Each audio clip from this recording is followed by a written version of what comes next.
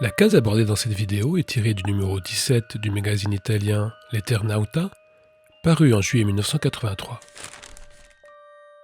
Il s'agit du dernier épisode d'une série nommée Gli occhi e la mente, écrite par Carlo Strillo et dessinée par Alberto Breccia. Certains épisodes de la série ont d'abord été publiés en Espagne, mais c'est bien dans ce numéro italien que l'on découvre pour la première fois ce récit, qui sera repris un an plus tard dans le magazine espagnol Comics International. Si vous allez le voir, nous n'allons pas vraiment parler de bande dessinée italienne.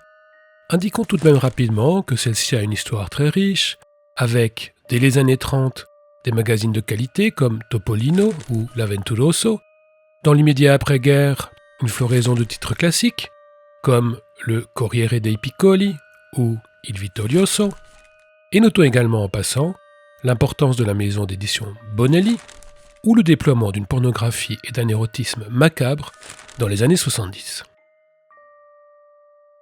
L'Italie jouera surtout un rôle majeur dans la reconnaissance artistique de la bande dessinée, notamment grâce à la mythique revue Linus, qui s'emploiera à accorder au comic strip un statut d'œuvre d'art. S'en suivront, dans la mouvance de Métal Hurlant, de nombreuses revues avec un contenu de qualité et la mise en avant d'artistes marquants. Citons par exemple Comic Art, Corto Maltese, Lancio Story, Orient Express, Scorpio, Torpedo ou Totem.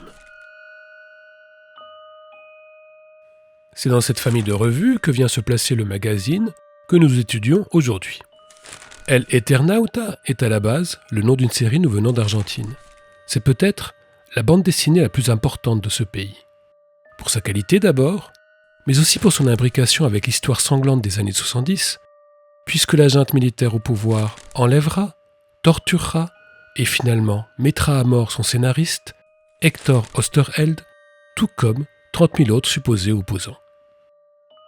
Alvaro Zerboni, un agent littéraire italien ayant de nombreux contacts avec l'Argentine, décida de lancer le magazine éponyme, en mars 1982, pour y publier principalement des œuvres d'artistes argentins ou espagnols.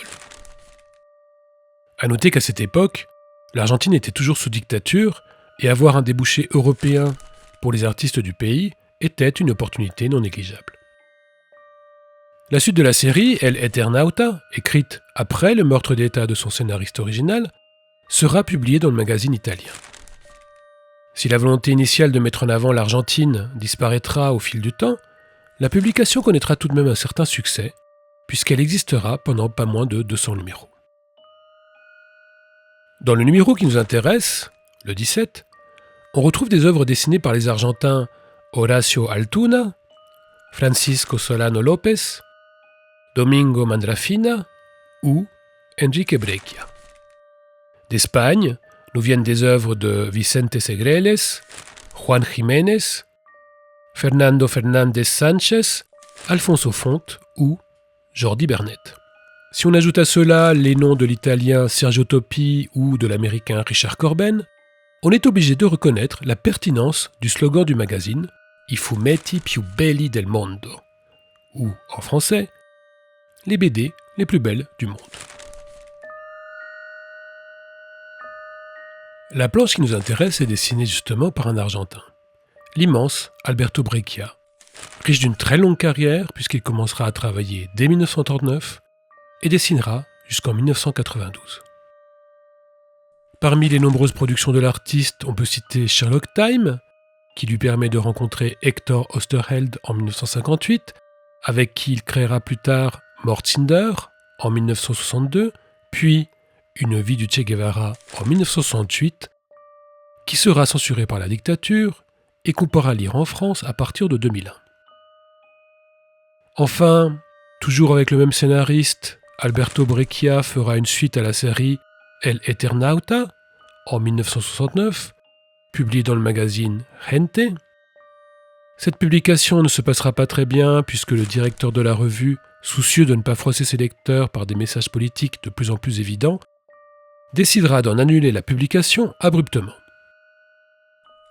Par la force des choses, et de l'époque, Alberto Breccia était un auteur de BD de kiosque et on l'aura lu en France dans des petits formats comme Coup dur ou Whippy, chez Aventure et Voyage, dans des magazines comme Circus, Charlie Mensuel ou Fantastique. Il développera dans les années 70 un style basé sur la peinture, qu'il utilisera dans des récits inspirés du fantastique ou de l'absurde. Il oscillera entre des tentatives psychédéliques ou des excursions assumées vers la noirceur. L'histoire qui nous intéresse fait justement partie de cette catégorie. Dans Gli e la mente, traduite en français dans l'album Les mystérieux voyages de Cornelius Dark, nous suivons un personnage qui se trouve dans une prison sordide et qui s'en évade par des rêveries inspirées de la littérature. Carlos Trillo, le scénariste, est de fait l'héritier, bien malgré lui, d'Hector Oesterheld. Quand Oesterheld disparaît en 1977, Trillo travaille sur la série inachevée Necrodamus, en cours de publication dans le magazine Scorpio. Gli e la mente, ou Los ojos y la mente en Espagne, écrite par Trillo pour le collaborateur emblématique d'Oesterheld, Breccia, ne peut pas être comprise sans ce contexte. Cornelius Dark est un vieux prisonnier qui affirme sa liberté par la fiction, l'imagination, l'espoir d'un autre possible. L'allégorie est aussi évidente que poignante. Dans notre histoire, Cornelius part dans des rêveries après avoir terminé la lecture des récits de Till Eulenspiegel, personnage de saltimbanque provenant du folklore allemand. Dans ces histoires, Till passe son temps à se moquer de ses contemporains et aucune classe sociale n'est épargnée. Ici, Cornelius aborde justement une troupe de saltimbanques qui cherchent logis et nourriture. Le récit nous montre comment ils vont voler la bourse d'un seigneur crédule en lui faisant croire à un tour de magie improbable, la promesse de retourner dans un ventre maternel. La fin du récit se termine sur le rire de Cornelius, visiblement ravi à l'idée d'un bourgeois délesté de sa possession par l'habileté créative de quelques nomades sans le sou. Rien à voir mais quand même, Till Eulenspiegel est le nom du magazine allemand qui verra l'apparition de Fix und Foxy, personnage déjà évoqué dans une précédente vidéo. Fin de la parenthèse. Si l'attrait d'Alberto Breccia pour la peinture est évident tout au long des récits de Cornelius Dark, la page finale bascule dans une autre esthétique. Nous sommes dans le jeu des ombres, l'art de la découpe, l'utilisation de deux outils simples, le noir et le blanc. Depuis des années, Breccia travaille à la disparition du trait, à l'utilisation des masses. Ici, toute subtilité de gris a disparu. Nous sommes dans le tout ou rien, le vide ou le plein, le vrai ou le faux. Sin City, publié par Dark Horse 8 ans plus tard, semble complètement inspiré de cette page. Cette recherche du noir et blanc absolu avait débuté pour Alberto Breccia tôt dans les années 60, au moment de la série Morcinder, notamment dans le dernier épisode, la Batalla de los Thermopylas, qui relate, coïncidence, le combat des Spartiates contre les Perses que Frank Miller racontera dans son iconique 300 en 1998. Ces ombres qui construisent une grille, un chaos d'enfermement, incarnent graphiquement la folie de la réclusion physique projetée dans un emprisonnement mental. Le commentaire du gardien, encore un qui devient fou, est un commentaire cynique sur la condition du prisonnier. La propension de Cornelius à se soustraire à sa situation par la culture renvoie à un nombre de récits de survivants de ce géol infernal qui se sont multipliés dans les années 70 dans une Amérique latine massacrée par ses dictatures.